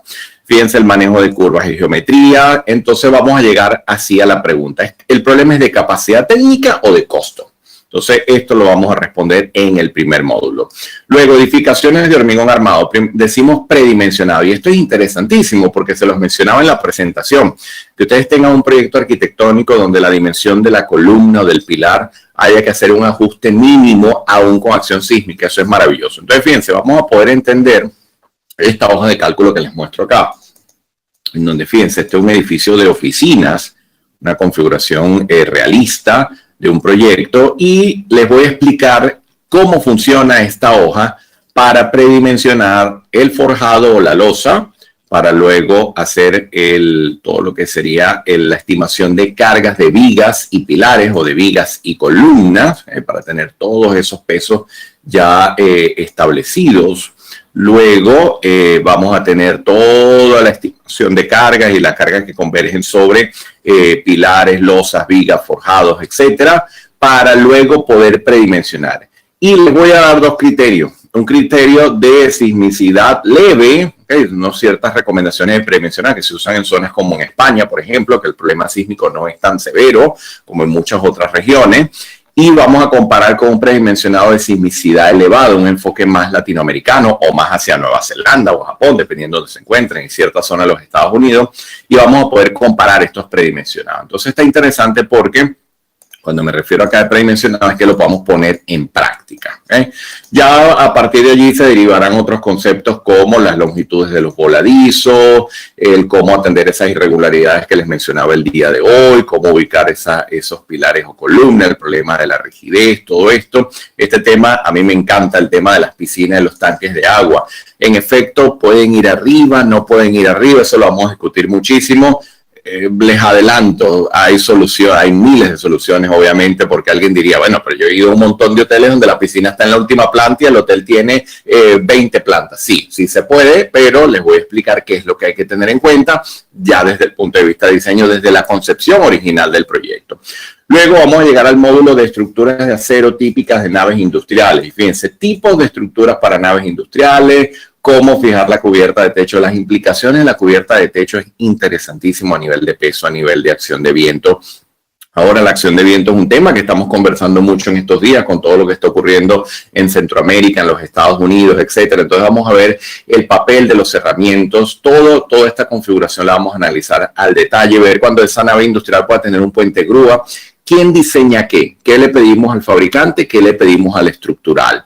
Luego los pisos industriales, de igual forma, los proyectos, siempre surge esa pregunta. ¿El estructural debe entregar el diseño del piso industrial? Y si lo entrega, ¿qué información debe suministrarnos?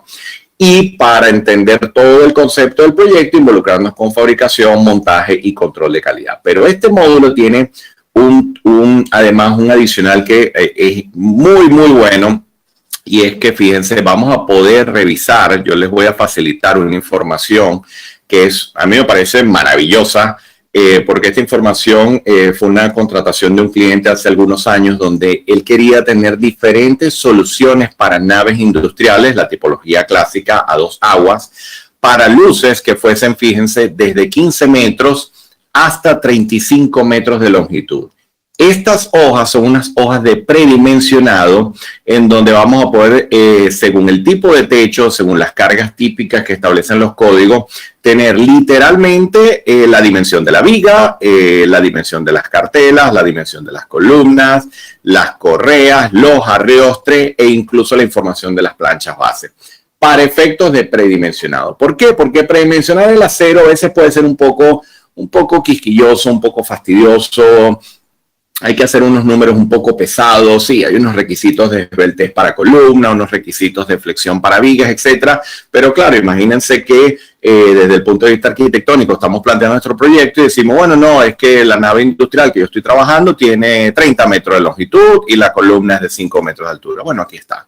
¿Okay? Ese caso existe, está resuelto y se pueden fijar ya las dimensiones de forma inicial. Entonces, esa información me parece maravillosa para eso de diseño arquitectónico de esta configuración. Luego nos vamos a ir a los proyectos de edificios de acero. El área de edificios de acero hay que tener en cuenta, sobre todo cuando está el aspecto sísmico, que hay una cantidad de requisitos sísmicos importantísimos que han venido incrementándose en los últimos 20 años. Les puedo decir que cuando yo empecé a diseñar estructuras hace ya 20 años, los requisitos de diseño sísmico de estructuras de acero, yo me atrevo a decir que era la tercera parte de lo que hacemos actualmente. ¿Okay? Y esto ha cambiado una barbaridad. Entonces nos vamos a involucrar un poco qué es lo que se nos pide, qué es lo que ha ocurrido, para poder tener una referencia de cómo fijar esas dimensiones iniciales, cómo funcionan esos componentes y cómo resolver el problema de los arriostramientos desde el punto de vista sísmico de la mano o conjuntamente entre el arquitecto y el ingeniero estructural.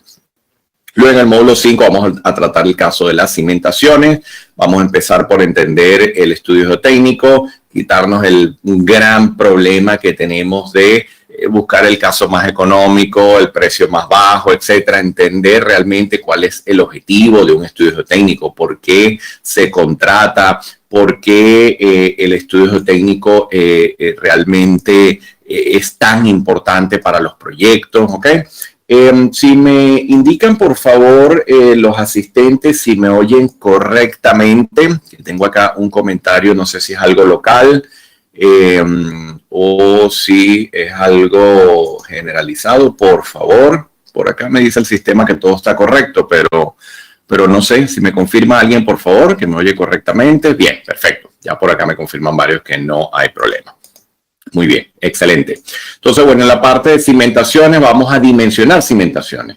Obviamente no nos vamos a ir al detalle máximo del trabajo del geotécnico, del estructural, no, pero vamos a dimensionarla, vamos a ponerle un tamaño, vamos incluso a ver en qué caso, mira, yo tendría que pasar de repente a un pilote, a un grupo de pilotes, etcétera. Y a la final vivimos en la era de la tecnología, en la era de la integración de la información. Entonces, bueno, vamos a ver cómo todo esto que hemos revisado hasta el momento lo resolvemos con filosofía BIM.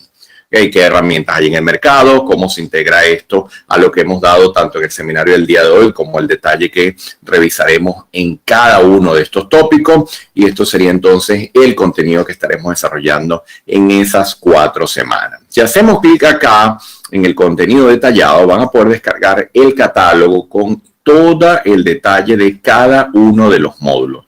Por ejemplo, hay un módulo que es una clase magistral interesantísima. Vamos a ver si lo ubico por acá. Vamos a ver. Acá, fíjense, este tópico que está acá. Manejo de aberturas en losas y forjados debido a pasos de ducto, instalaciones u otros requisitos arquitectónicos.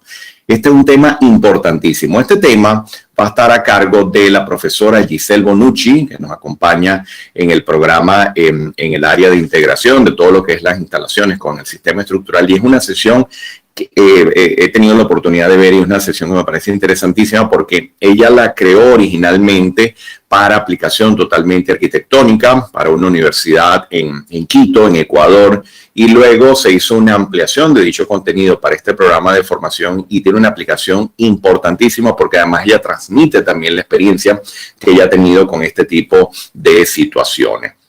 Todo lo que es el manejo del área BIM estará de la mano del profesor Elmer Muñoz, que también nos va a hablar un poco de esas nuevas tecnologías que se están utilizando, nuevas aplicaciones, nuevas herramientas. Y el profesor Álvaro Boyero estará con nosotros también en el módulo de cimentación. Y bueno, se puede decir que yo estaré en gran parte del contenido, sobre todo atendiendo el aspecto estructural en hormigón, en acero, en edificios de acero sismo resistente y participando también un poco en todo lo que es el área de concepción de cimentaciones, construcción y recomendaciones constructivas. ¿Okay?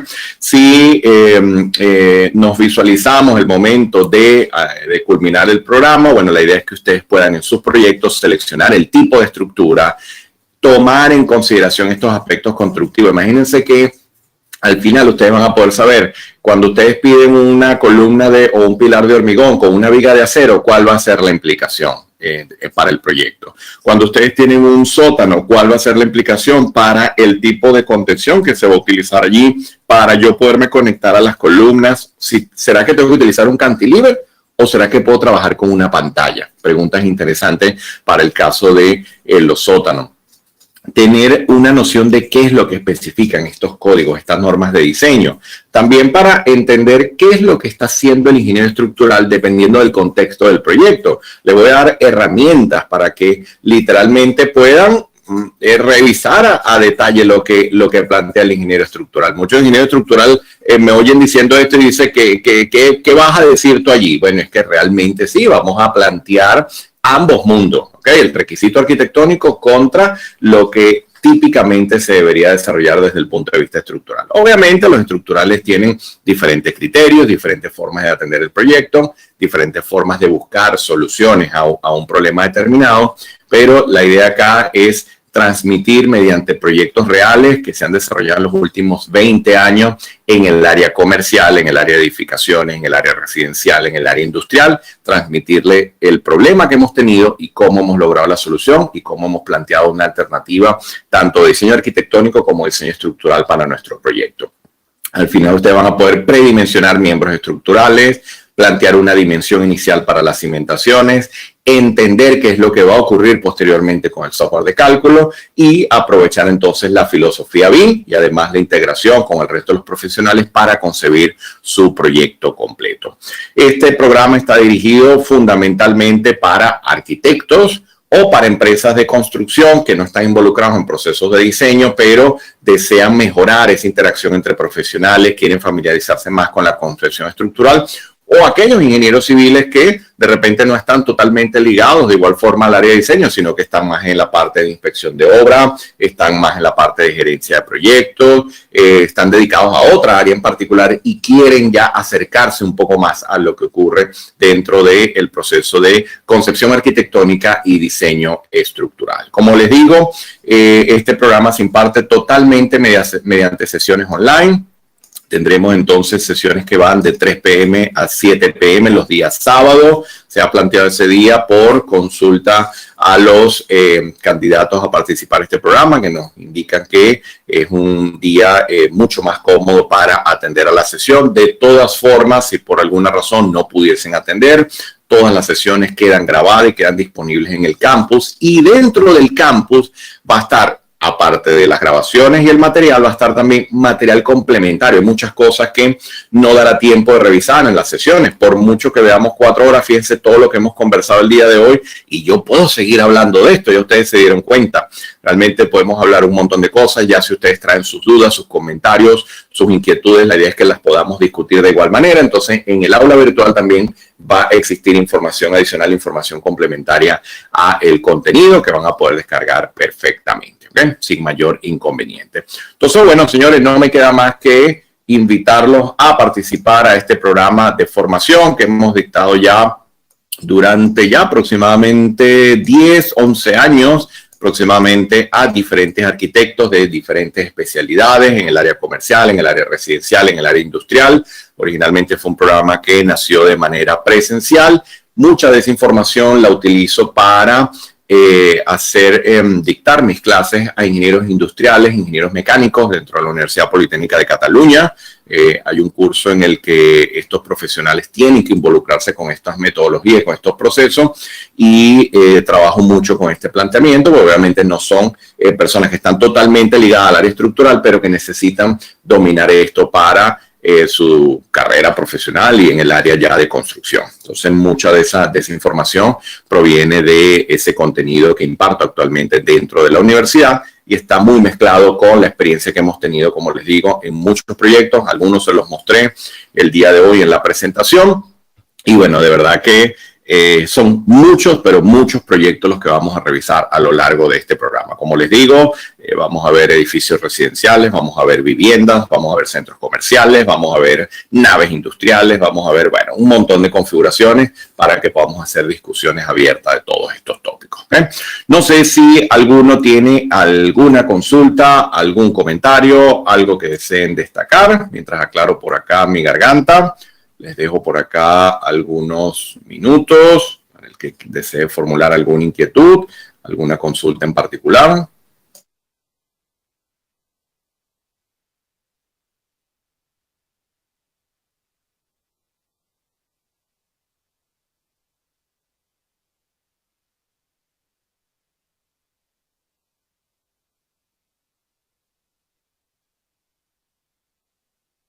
Bueno, muy bien, por acá tengo algunos comentarios, tengo saludos por acá desde Guatemala, nos saludan desde Chile también, saludo por acá el amigo Ignacio, gracias Ignacio por tus comentarios, nos saludan desde Colombia también, desde Venezuela, nos saludan desde México, desde Ecuador. Bueno, señores, muchísimas gracias a todos los participantes, gracias a todos los asistentes.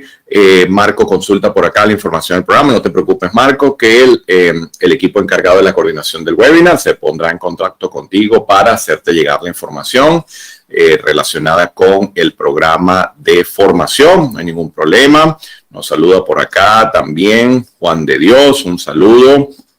Juan, muchas gracias por tus comentarios. De verdad que muy contento de que el seminario haya sido de interés, que haya sido de provecho a todos los asistentes. De verdad que sí, gracias a todos por sus buenas palabras, por sus buenos comentarios, por la excelente retroalimentación. Y bueno, manténgase conectados a nuestras redes sociales, a nuestras vías de comunicación, porque seguiremos impartiendo estos seminarios en lo que queda de año. Todavía tenemos bastantes cosas que conversar en el área estructural, en el área de cimentaciones, en el área de estructuras de acero, en el área sísmica, etcétera. Manténganse siempre en sintonía que seguiremos conversando de estas cosas.